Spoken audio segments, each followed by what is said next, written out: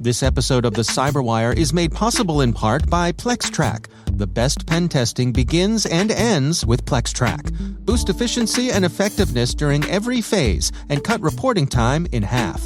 PlexTrack helps consultants, service providers, and enterprises centralize processes, build more consistent reports faster, and deliver superior value. PlexTrack users report an average 20% time savings and 30% increase in efficiency. Learn how to spend more time hacking and less time reporting at www.plextrack.com/thecyberwire.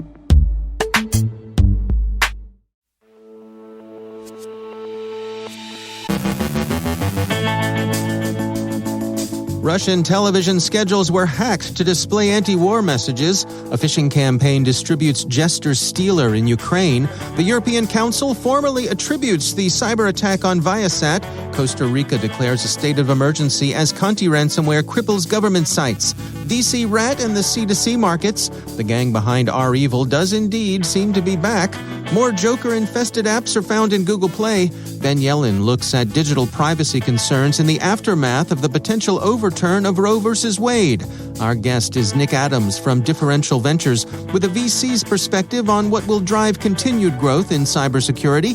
And Spain's spyware scandal takes down an intelligence chief.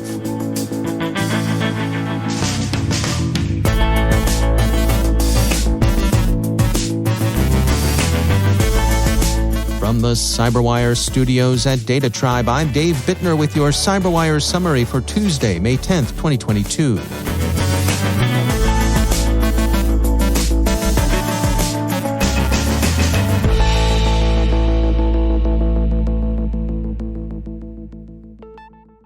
We begin with a quick note on Russia's hybrid war against Ukraine for useful context. More analysts see a growing possibility of outright Russian military defeat, even with Russia's war aims having contracted to the conquest of the Donbass. It's worth remembering that only 75 days ago, Moscow was demanding demilitarization and denazification, effectively unconditional surrender, as a precondition for negotiations with Kyiv. The post-mortems on President Putin's Victory Day speech agree that it suggested a continuation of current war policy, a reluctance to ask more sacrifice from Russians, and an insistence on NATO's ultimate responsibility for Russia's invasion of Ukraine. The big parade itself received indifferent reviews as a spectacle of menace, especially from the more gung-ho British tabloids, like The Sun, which packed as much derision as we think it humanly possible to achieve in its screamer headline, Vladtastrophe, inside Putin's damp squib Victory Day parade, from tyrant's feeble speech and hacked live feed to slimmed-down military. All that's missing is the cover version of Sweet Caroline. HackRead reports that yesterday, as the big victory parade was about to begin in Moscow, Russian television schedules were disrupted to display an anti-war message. The message said, "On your hands is the blood of thousands of Ukrainians and their hundreds of murdered children. TV and the authorities are lying. No to war." Children's television programs flashed shorter messages, "No to war" and "The authorities lie." The messaging was fairly widespread. Most major Russian TV outlets were affected. There's no attribution yet. It could be hacktivism, it could be Ukraine's IT army, or it could be a nation-state operation. CERT UA warns that a social engineering campaign distributing Jester Stealer malware is in progress. The fish bait used to induce Ukrainian targets to bite is a warning of a chemical attack. The fishhook is an XLS document with a malicious macro. BankInfo Security points out that one unusual feature of Jester Stealer is that it uses a Telegram channel as opposed to more conventional command and control infrastructure to deliver the information it collects. The malware itself is a commodity product freely traded in the criminal-to-criminal market. Again, there's no attribution yet. It could be state-directed, or it could simply be criminals seeking to profit from the unsettled state of a country under attack by a bigger neighbor. The European Council today formally attributed the February 24th cyberattack against Viasat's KA-SAT network to Russia. The attribution was laced with condemnation. Interference with the KA-SAT network was one of the few Russian cyber operations of the war to first enjoy a measure of success. It was also, as the EU communique notes, one of the attacks that spilled over to nations other than Ukraine. The attack's timing suggests it was intended to serve as preparation for Russia's invasion. Reuters reports in an exclusive that the U.S. administration is increasing its scrutiny of Kaspersky amid concerns that the security firm's widely used tools, already restricted from use within the U.S. government, could be exploited by Russia for intelligence and cyber operations during Russia's war against Ukraine.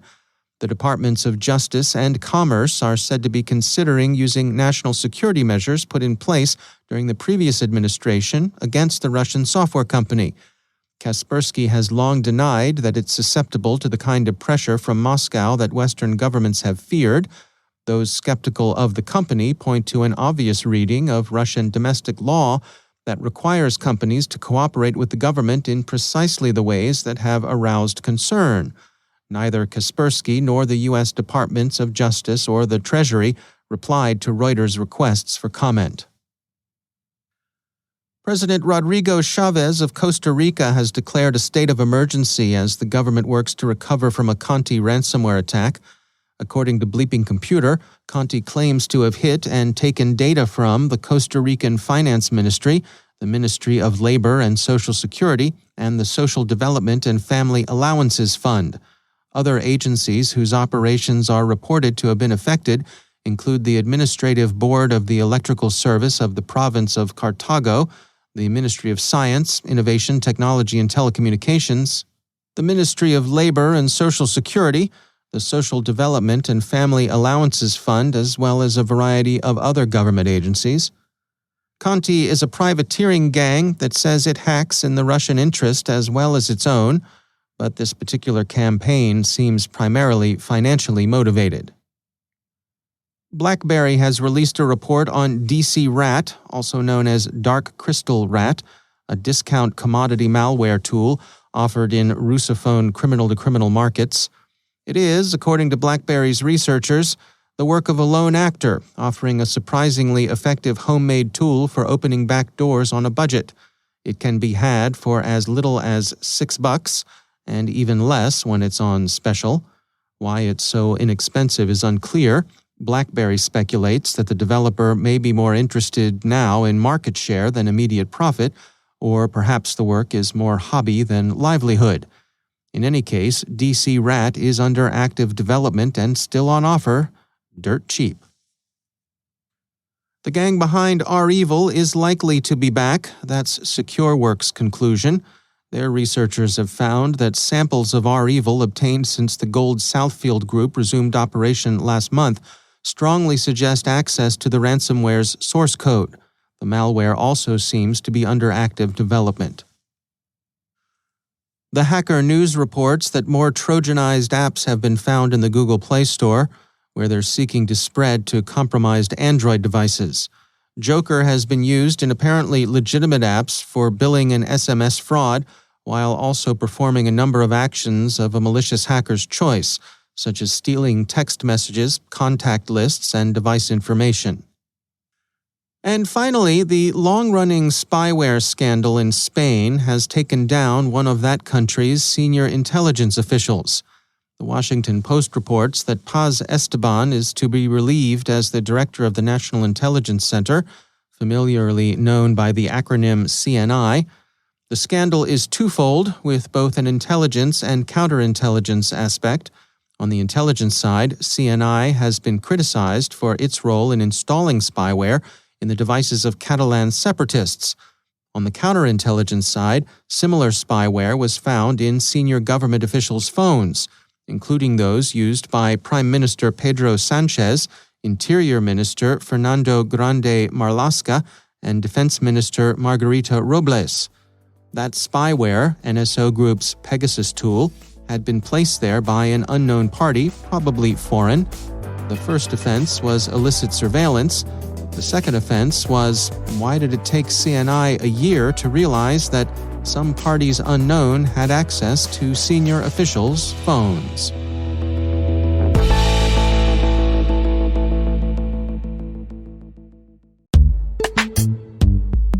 And now, a word from our sponsor, Axonius.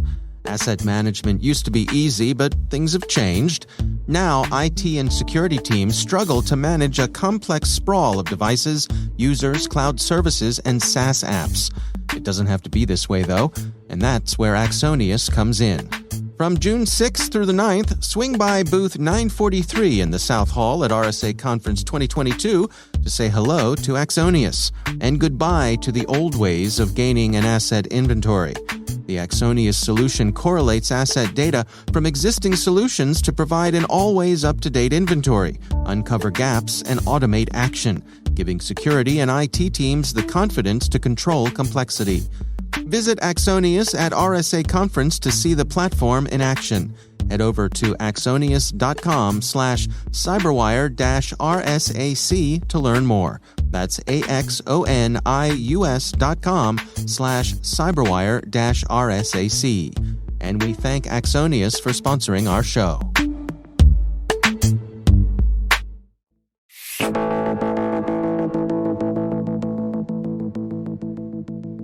2021 saw record levels of venture capital investment in cybersecurity, with Crunchbase reporting over $20 billion poured into the sector globally.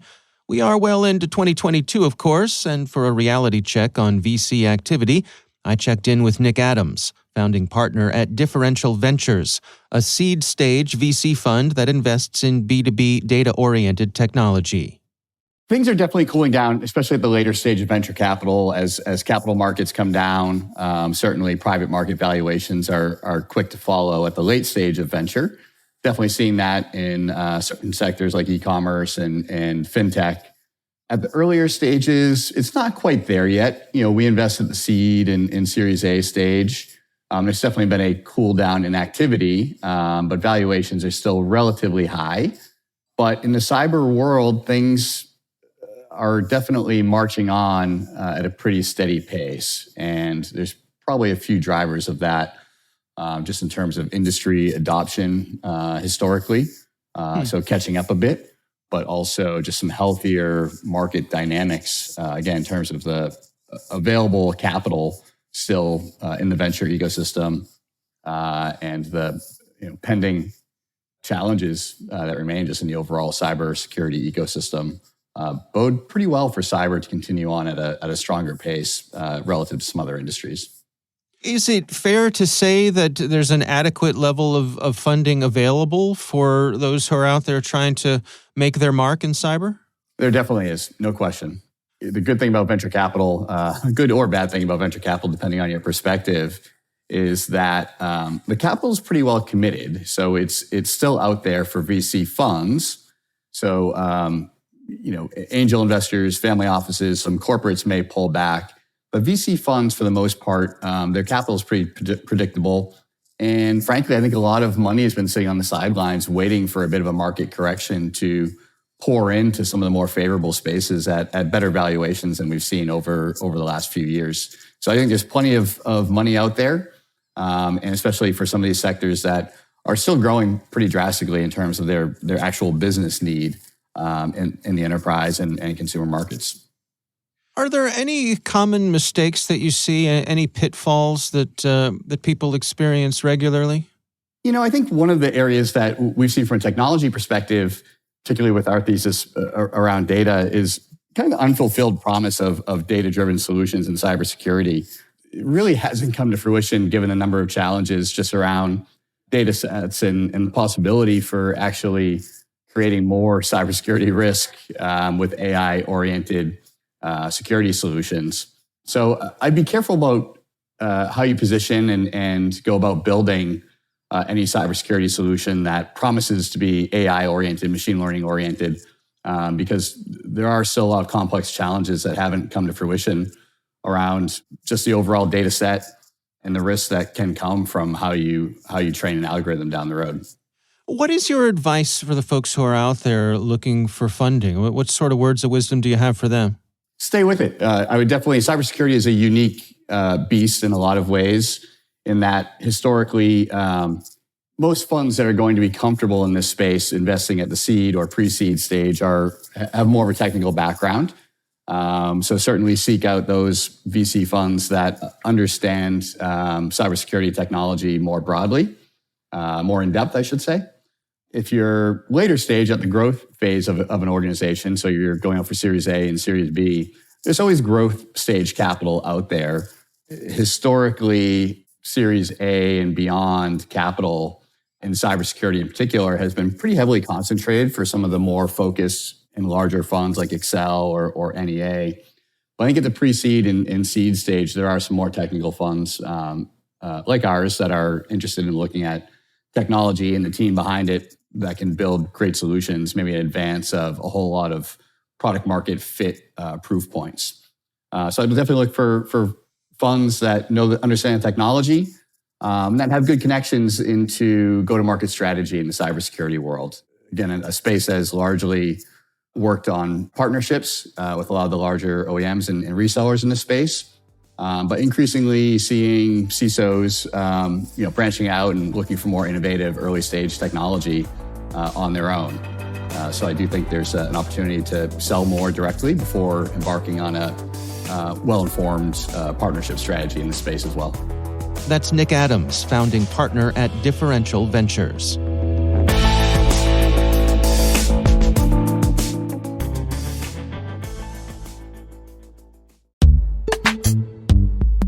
And now, a word from our sponsor, Collide. Collide sends employees important, timely, and relevant security recommendations for their Linux, Mac, and Windows devices right inside Slack. Collide is perfect for organizations that care deeply about compliance and security, but don't want to get there by locking down devices to the point where they become unusable. Instead of frustrating your employees, Collide educates them about security and device management while directing them to fix important problems. You can try Collide with all its features on an unlimited number of devices for free for 14 days, no credit card required. Try it out at collide.com/cyberwiredaily. That's KOLIDE.com/cyberwiredaily. Enter your email when prompted to receive your free Collide gift bundle after trial activation. And we thank Collide for sponsoring our show.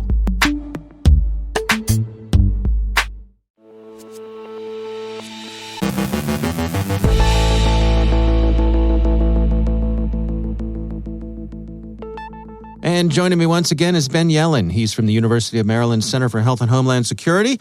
But more importantly than that, he is my co-host over on the Caveat podcast. Ben, it's great to have you back. Good to be with you, Dave. You know, you and I have talked about some of the, digital exhaust that we leave when we're using our mobile devices and the ability for folks to de-anonymize that and track us and the policy implications of that. In the news right now is this very important and big story about the leak of a Supreme Court draft, potentially overturning Roe versus Wade. And this has created a strong response from a lot of folks on the privacy side of things, worried that if someone were to get an abortion, that perhaps their phone would know that they did that, even if they wanted to keep that private. Right. So this is less of an issue about the underlying substance of whether you believe in the right to choose or not. Right. This is a story about data collection. And a lot of privacy and civil liberties advocates are worried that in states where abortion is going to be criminalized, there's going to be an effort to obtain very private and personal data from people in order to prosecute individuals for obtaining illegal abortions. It looks like with this Dobbs decision, that's going to come down probably in June, Roe v. Wade will be overturned. Abortion will be left up to the states, and states can criminalize abortion, at least according to the draft of this decision, in a variety of ways. And depending on the individual state, there are going to be some enforcement mechanisms in trying to figure out people who have had abortions or are planning on getting abortions for the purposes of criminal prosecutions. So there are a few very specific concerns about data collection related to abortions. Yeah. The first is location data. So there's going to be a movement in states that outlaw abortions for individuals to go to other states to obtain abortions. So far, there aren't laws on the books restricting people from this type of interstate travel, but there very well could be. And there's a lot of information about our whereabouts that's stored on our devices, whether it's powering Google Maps or any other Maps application or many other services. And the fine print in those EULAs that none of us read allow companies to sell that information to other companies. Right. Those companies can make that information available to advertisers or whoever wants to pay for it. And maybe a state law enforcement agency or a local law enforcement agency would want to pay for that data to identify women who have traveled across state lines to obtain an abortion. Right. Of course, they say, the companies will say all of this data is anonymized, but we've talked a million times about how you can really develop a dossier on an individual person. Yeah. If their device is always at the same address at night and always at the same address during the day, you can pretty easily figure out who that person is. Huh. Second concern is about search and chat histories. So companies like Google keep records of your Google chats. If you're having a conversation in one of these applications about getting an abortion, prosecutors could use these types of searches as evidence in a criminal trial. And this isn't entirely theoretical. In 2017, prosecutors used internet searches in the state of Mississippi to find out whether somebody was searching for abortion drugs. So they put that in their search bar. That was evidence that was obtainable with a subpoena. And prosecutors used that data as evidence of a fetal homicide in the state of Mississippi. So this is definitely something that does happen. I think the creepiest in terms of invasions of privacy are these so-called reproductive health apps, which largely track menstrual cycles. Right. I've seen a lot of call on social media of people saying, delete your period tracking apps. Yeah, I honestly think that would be a wise move if this is something that you're concerned about. There have been a couple of these applications who have already gotten pushback for playing fast and loose with this data. One of these companies, Ovia, was sharing aggregate data on some of their users' family planning with their employers. That happened in 2019. The FTC had to settle with an app, Flow. That app promised to keep users' data private, but then shared it with marketing firms, including Facebook and Google. You know, some people would say, how is this not covered by HIPAA? It is private health information. Well, these applications don't count as covered entities under HIPAA. Right. So they are not obligated to follow the terms of that law. So if you have that application downloaded, you use it, and you've accepted the terms and conditions, state prosecutors in some of these states that are going to outlaw abortion might use the data on these applications as evidence in a criminal trial. Based on whether you've missed certain menstrual cycles. This sounds very 1984. It is. I think this is why it's of such great concern. So I think regardless of how you feel on the underlying policy issue here, I think this is about an invasion of digital privacy for companies and law enforcement agencies collecting information that's just extremely personal. Yeah. And all of this is legal and is a practice that's relatively common. Yeah, I mean, I think that's a really interesting point because, the law enforcement in the states who are, we presume, going to outlaw abortion would say, well, we're just making use of the tools that are available to us to enforce the laws that are on our books, and that is our responsibility to do so. So to me, part of what this sort of shines a light on is that everyone needs to take a personal responsibility for their own digital privacy. That you can't just rely on regulation to, if this is something that's important to you, to potentially keep you safe from the type of surveillance that we're going to see out there, right? Right. I mean, I think not just in this area, but in every other area, People have to be cognizant of the information they're storing on their personal devices and recognize how easy it is for that data to get into the wrong hands. Whether that's data brokers who are going to exploit your personal information to try to sell you stuff, or that's the government who's going to use some of the most intimate data imaginable to prosecute you under these new state laws. I think everybody has to take stock of exactly what they're sharing on these devices and on these applications. I mean, I think the legal system is not going to do it for us. There are very few protections against this type of mass data collection. So it really is up to individuals. And I think that's a message that privacy advocates are trying to get out there, that it is incumbent upon all of us to make those decisions for ourselves and for our loved ones. All right. Well, Ben Yelin, thanks for joining us. Thank you.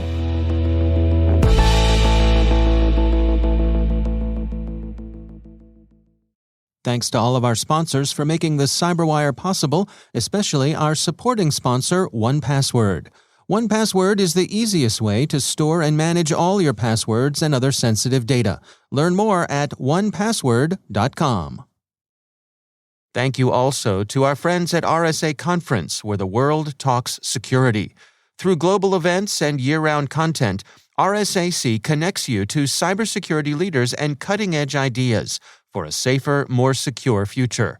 Learn more at rsaconference.com/cyberwire22.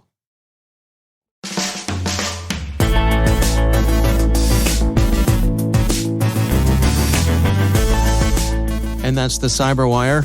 For links to all of today's stories, check out our daily briefing at thecyberwire.com. The CyberWire podcast is proudly produced in Maryland out of the startup studios of Data Tribe, where they're co-building the next generation of cybersecurity teams and technologies. Our amazing CyberWire team is Rachel Gelfand, Liz Irvin, Elliot Peltzman, Trey Hester, Brandon Karpf, Eliana White, Peru Prakash, Justin Sabi, Tim Nodar, Joe Kerrigan, Carol Terrio, Ben Yelin, Nick Valecki, Gina Johnson, Bennett Moe, Chris Russell, John Petrick, Jennifer Iben, Rick Howard, Peter Kilpie, and I'm Dave Bittner. Thanks for listening. We'll see you back here tomorrow.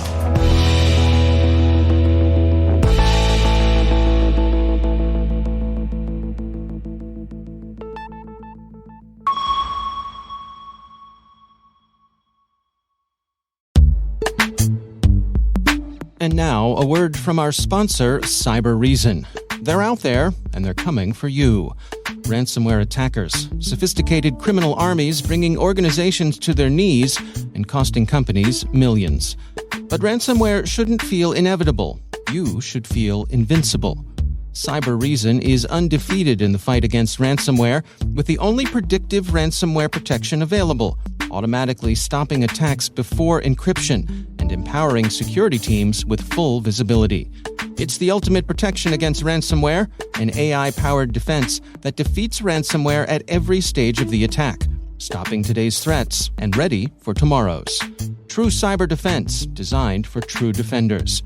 Because ransomware won't define this era, those who defeat it will.